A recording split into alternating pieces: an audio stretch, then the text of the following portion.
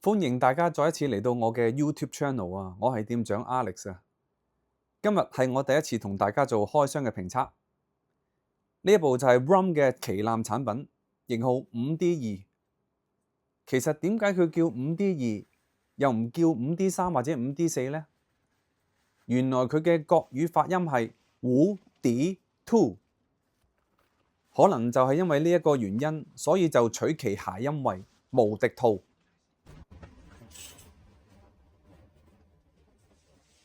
聽落去佢個名其實都幾囂張喎，兔仔仲要無敵，即係又輕又快咁嘅意思啦。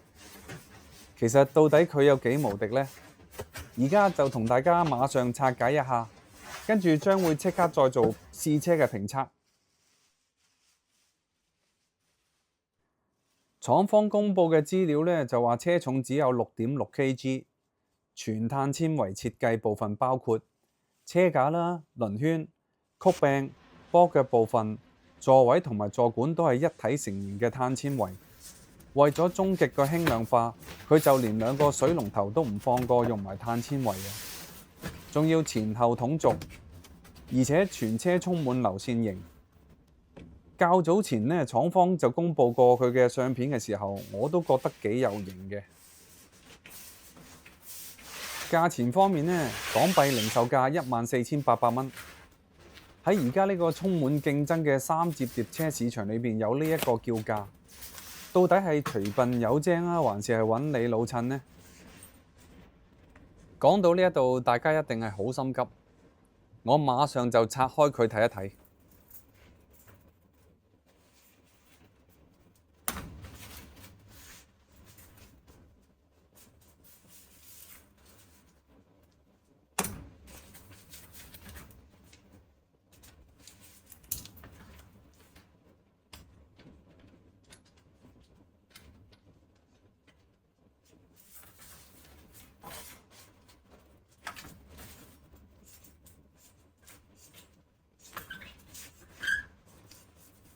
當我開箱見到實物之後，我即刻呆咗。原來1分錢真係1分貨，我覺得物超所值啊！因為我見到佢嘅做工係非常之精美嘅，好似一個親手砌出嚟嘅模型咁樣，做工好仔細。據我了解後呢，原來呢部單車工廠喺每一個月只能夠作有限度嘅生產嘅，原因係佢哋所有嘅部件都要人手裝嵌嘅，確保精準無誤，先至會裝箱出廠嘅。我而家就準備將佢掛上架上，逐一睇一睇佢先。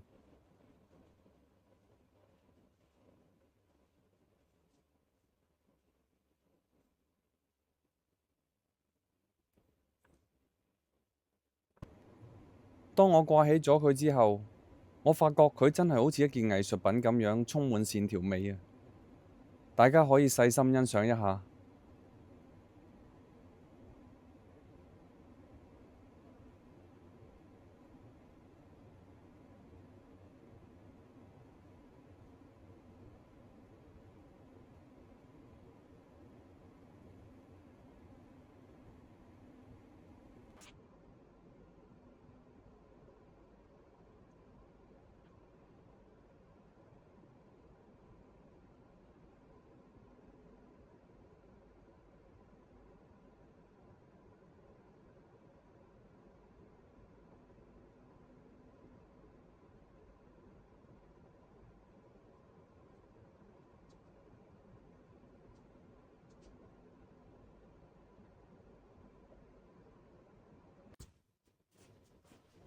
好，我而家滴下部車先，跟住再上磅睇一睇個重量，真係好輕喎，拋一拋都仲得啊。OK，再上磅睇一睇先。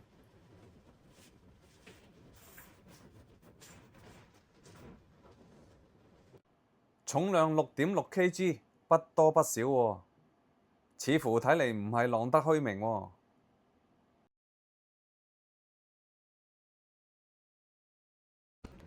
佢呢個豬髀位似乎做得幾理想咁樣喎，應該係用 M5 螺絲嘅。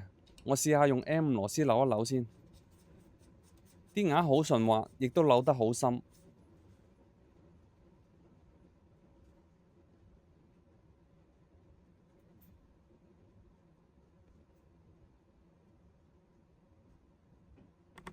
試一試避震呢個扣 firm 唔 firm 實唔實在先。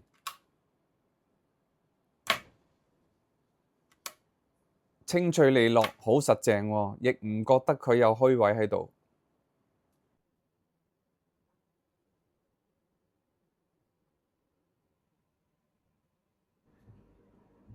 睇埋兩個旋轉扣到底扭落去嘅時候實唔實在 ，fit 唔 fit 位先。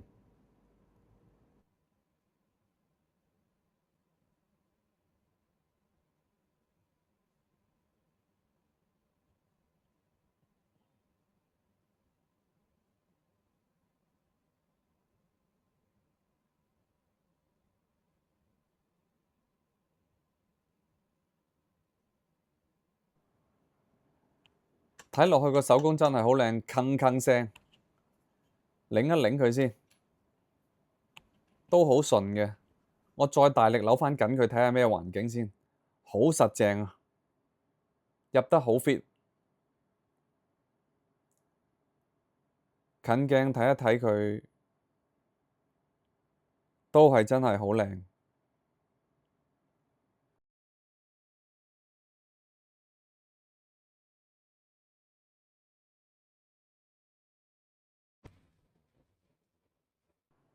睇完車頭嘅水龍頭，循例都要睇埋車身嘅水龍頭。望一望啲手工，做得好精細啊！真係。好，擰一擰佢先，同車頭一樣咁順啦。個膠呢就有種緊緊地嘅感覺，亦都係好順嘅。大力扭緊嘅時候好 firm，頂手 OK。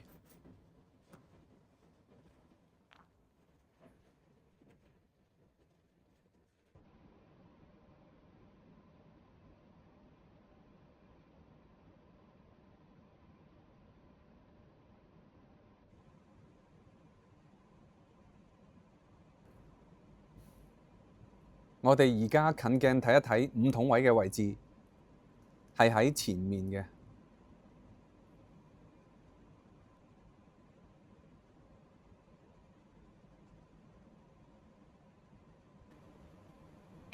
因為為咗輕量化，原裝就裝咗兩隻碳纖維嘅腳仔。如果你有需要嘅話呢，就可以用返碌仔去取代佢嘅。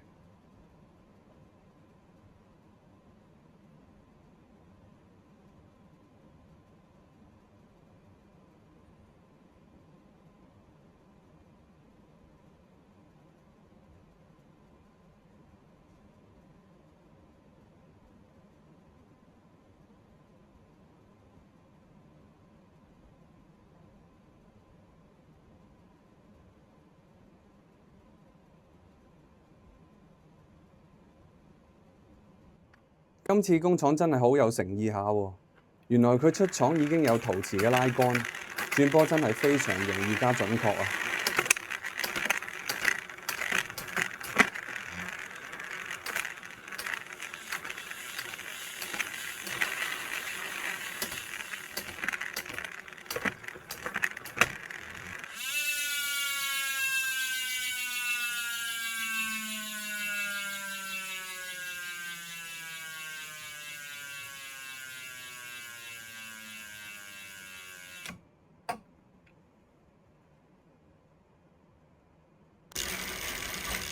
我哋而家睇下個轉波順唔順先，順便可以聽下花鼓嘅聲音。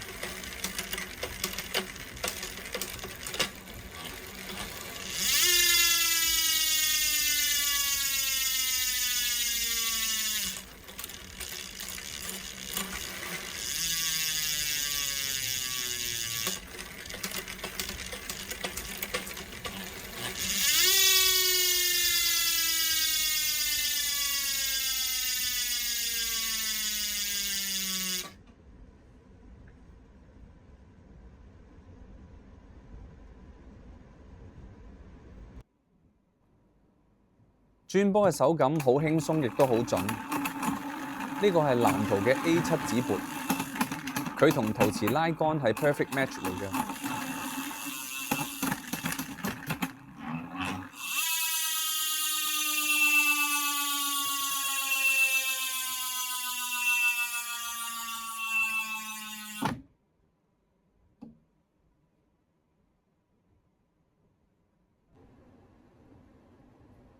廠方預留咗呢兩個螺絲窿呢，9成9都係預咗俾你改前兩個餅使用嘅。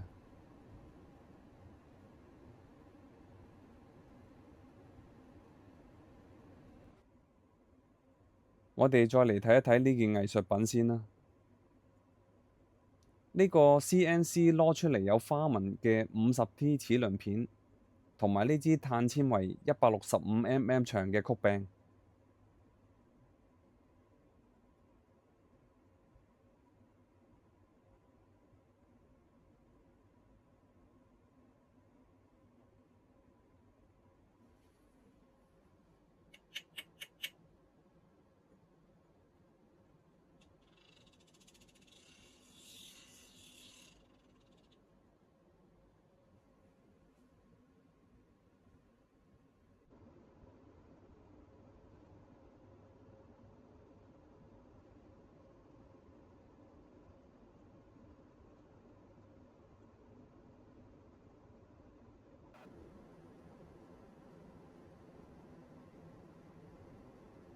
呢個3 Pro 嘅油壓剎掣手感真係令我意想唔到。我認為佢喺現行嘅3摺疊車原裝跟車嘅油壓剎掣裏邊嘅手感之中，佢絕對係排行緊第一位。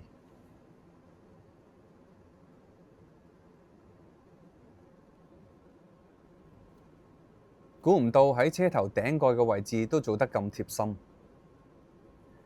用家都可以隨時安裝車速計嘅底座上去嘅。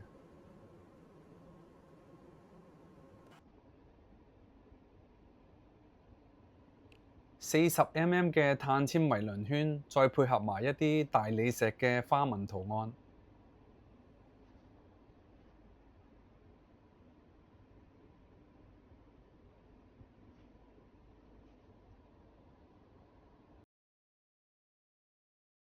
打開個塔機睇一睇，原來打住佢哋嘅自家品牌碳纖輪圈裏邊嘅，都係用緊 DT 恒星齒嘅設計。喺市場上，而家呢一種類型嘅碳纖維輪圈都起碼3至4千蚊嘅。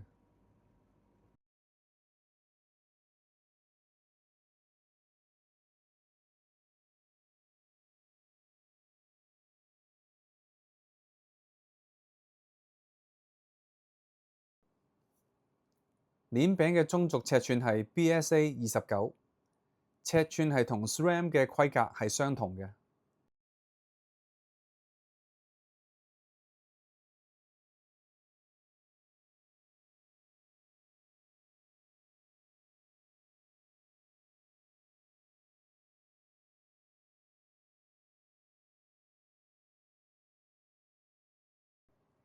我哋不如而家慢慢再細心欣賞一下呢件藝術品先啦。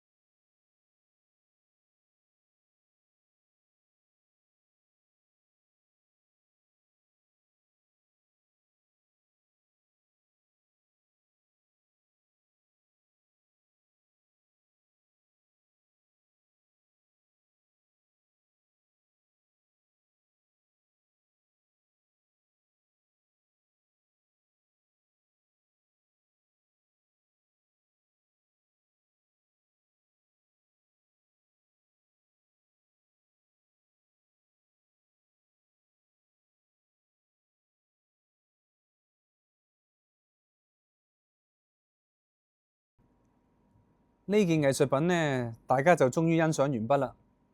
而家就終於可以到我試車啦。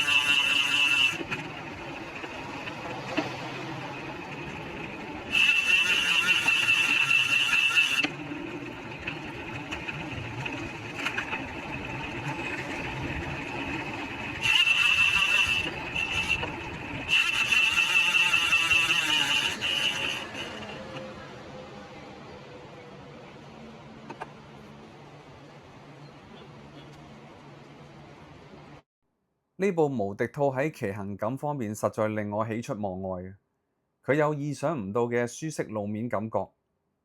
呢部碳纖維車架喺路面上嘅吸震力有超強嘅表現，車輕但係唔飄，操控感覺異常良好，車頭指向性極高，感覺就好似一部單車加裝咗鵝頸之後嘅效果。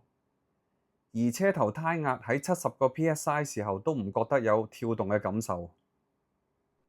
剎車方面效果異常出眾，手感極佳，揸住佢就好似揸住一部跑車一樣，有一種強烈嘅優越感。我認為無需額外花金錢去改裝制動系統啦。而佢轉波輕手、順暢同埋準確。有張鏈器嘅轉波系統，如果做得好嘅話，佢轉波都可以好輕鬆同埋好容易嘅。呢一部無敵兔嘅轉波系統絕對可以做得到。只有6.6kg 全碳纖維嘅3摺疊單車，而且充滿流線型，而家萬幾蚊就可以買得到，喺市場上就應該絕無僅有啦。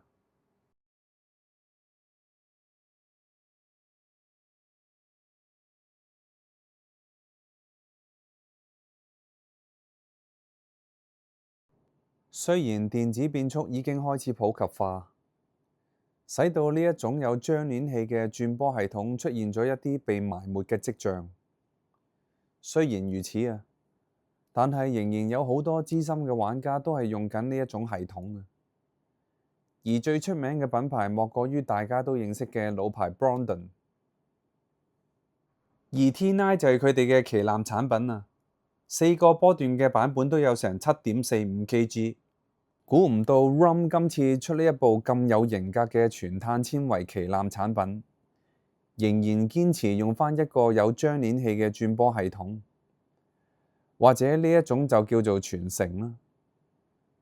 雖然無敵兔只有7個波，但係佢只有 6.6kg， 我相信已經可以征服好多唔同嘅山坡啦。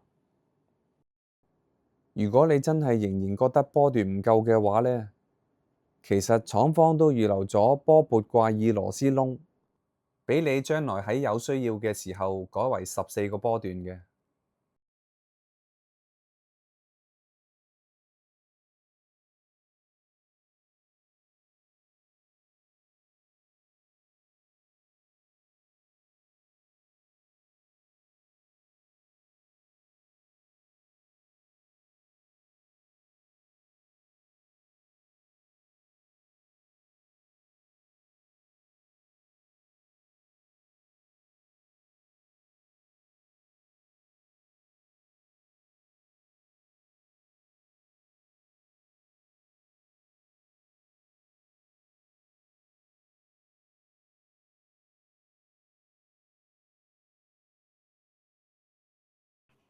到現時為止，仍然有好多人都鍾意有張鏈器嘅3摺疊單車，原因係佢仍然可以保留返最原本嘅5筒位位置，從而喺踩踏嘅時候會更有歸屬感。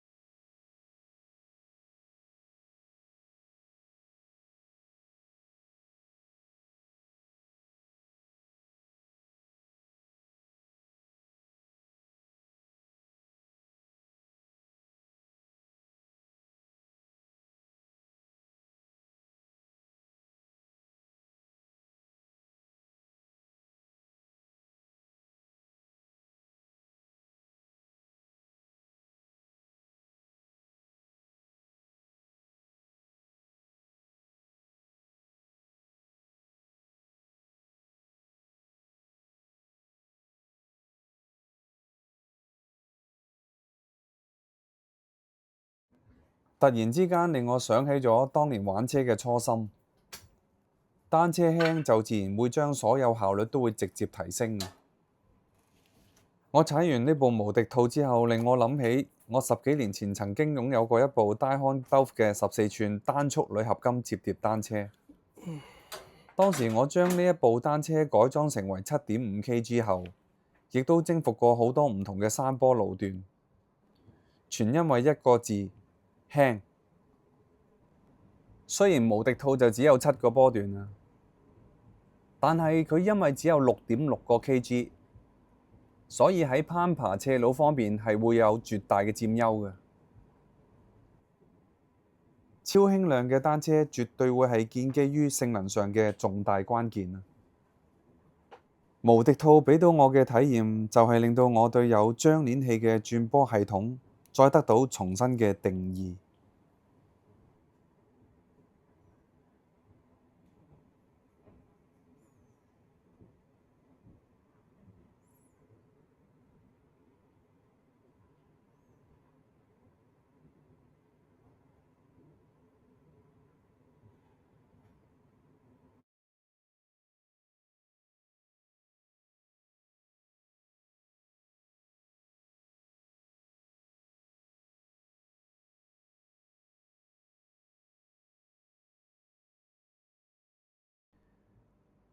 其實 ROM 呢個品牌呢，喺本店已經賣咗好幾年啦，銷路曾經係本店嘅 No.1，一路都非常有名氣。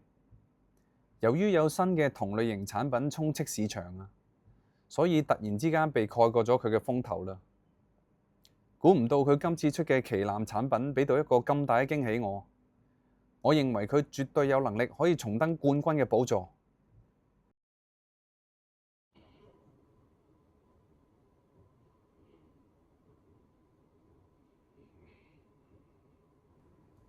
我使用咗呢部 Rumple 都差唔多2年啦，到現時為止，我仍然覺得呢部車係好啱我嘅，因為佢嘅線條同埋比例上做得恰到好處，所以我會繼續使用佢哋嘅產品。而今次佢哋嘅旗艦產品確係切切實實地再一次打動咗我，所以我今次都忍唔住會將佢帶返屋企嘅。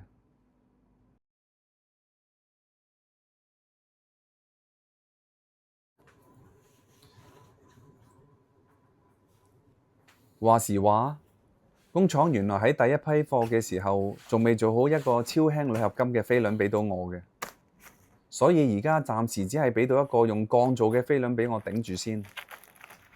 嚟緊第二批貨到啦，呢一批貨應該可以跟返個鋁合金飛輪俾我啦啩。到時架單車就應該會低過6.6kg 噶啦。呢部單車都唔係話完全冇缺點㗎。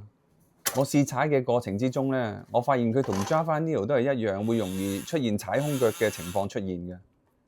更何況無敵兔係更加輕呢。對於我嚟講呢，如果原廠嘅大餅如果由50T 改為52T 或者54T 嘅話呢，會喺續航嘅時候更加輕鬆嘅。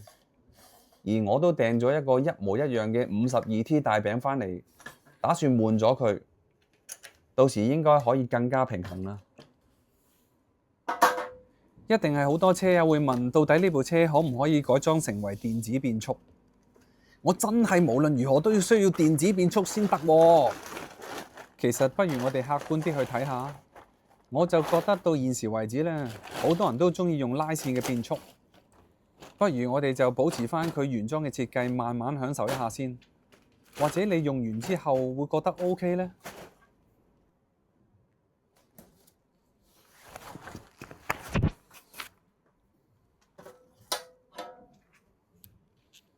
拜拜。